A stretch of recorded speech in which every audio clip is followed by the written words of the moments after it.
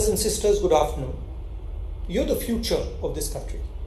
You're the students, and you are going to take this country to new heights.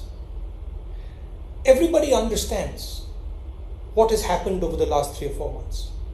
Everybody understands the mishandling of COVID, the way the epidemic has been handled, the devastation that has been caused, the economic destruction, the pain that this country has had to bear. Now, what I don't understand is why you should be held responsible and why further pain should be imposed on you. I don't understand what you have done that is wrong. I can clearly see that the government has been incompetent. So why should the government force anything on you? It's important that the government listens to the students. They're wise. They have the interest of this country at heart.